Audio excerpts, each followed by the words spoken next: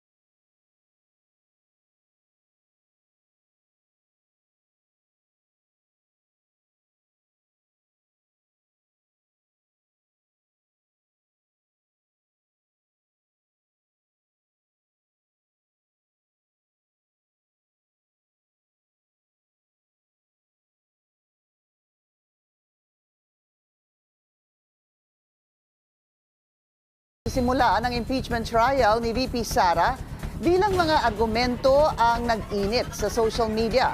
Umusbong din ang issue ng online bullying. Alamin kung bakit sa agenda report ni Isaiah Mirafuentes ng Abante.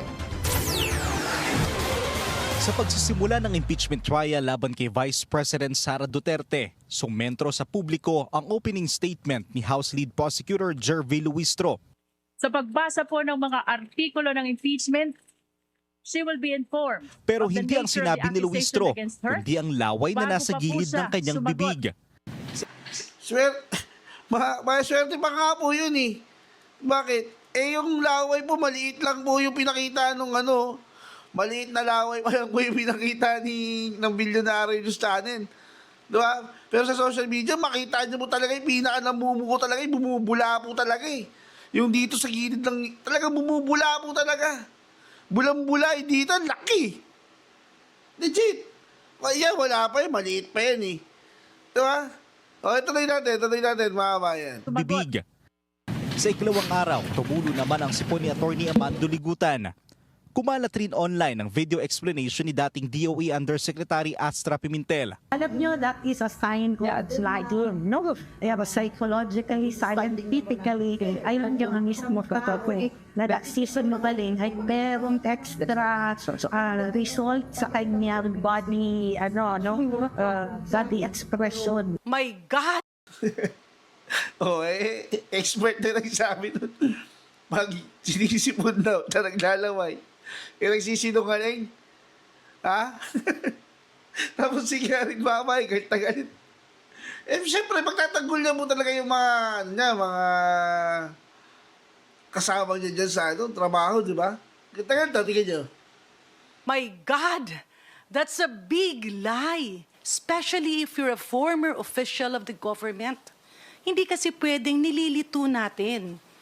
Paliwanag ni Garin, walang koneksyon sa sinasabi ng isang tao ang nagiging reaksyon ng katawan. Pag hindi ka pinainom ng tubig, simula umaga hanggang hapon kasi bawal. Kapag ikaw ay hindi nakakain, at ikaw ay doon na nagtatrabaho, it's a normal process. Kasalanan ba yun? Hindi. Bakit yung sa kabilang, ba't sa kabila yung mga prosecution, yung defense team, hindi naman bumula yung bibig? Pare-pares na naman po kayo dyan. Diba? Pare-pares naman sila doon eh. Sabihin mo, hindi nakainom ng tubig, bawal magdala ng tubig ko. Ba't sila Atty. Sison? Hindi naman bumula yung bibig. Ba't si Luistro bumula? Diba?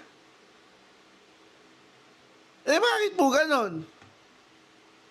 Hirap sa atin eh, pinagtatanggol nyo pa kung ano nyo pa nagsasabi nyo.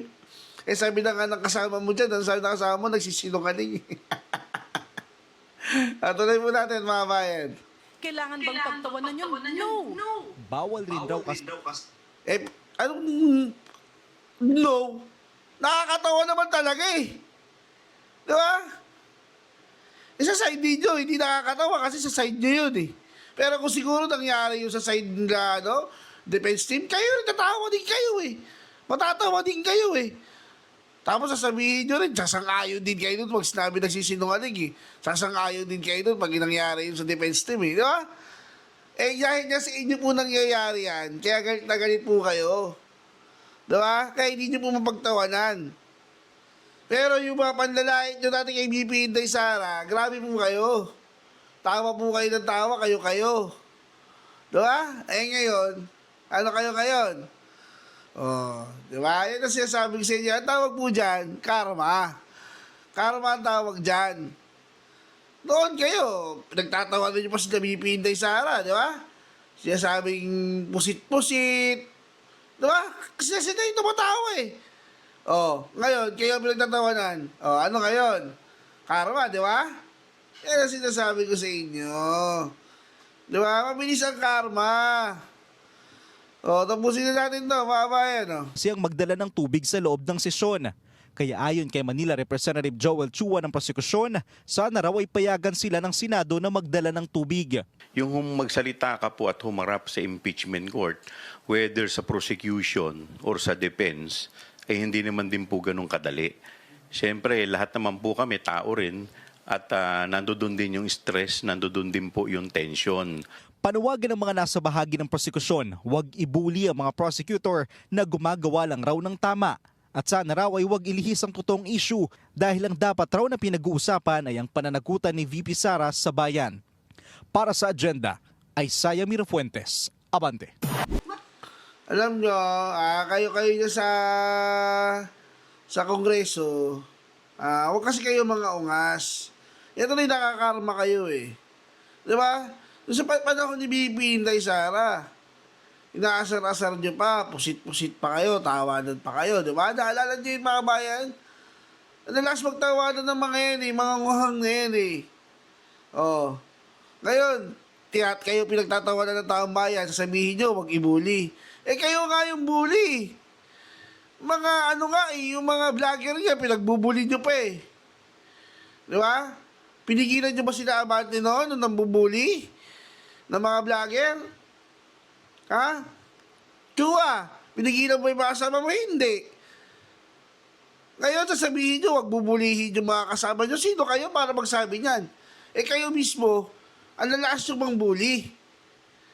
Diba? Kaya kayo pinagtatawanan eh. Ang tawag po dyan, karma. Diba? Ibig sabihin yan, magbagong buhay na daw po kayo. Ha? Tulad yan. Pag kayo nasasabihan, kala nyo, napakabalat sibuyas po ninyo. Nagkakaso pa nga kayo, kinakasuhan nyo pa nga yung mga, di ba? Nagko-call out sa inyo eh. Muli yung ginagawa po ninyo. Kami, tumatawa lang kami sa nakikita namin. Sabi nyo, wag yung muli. Huwag ganon. Huwag po ganon. Next time po ganyan na lang po muna mga kabayan pinasadahan lang po natin yung yung paglalaway tsaka paglalaway tsaka pagsisipon. Sige ba mga kabayan, hanggang sa muli. Paalam.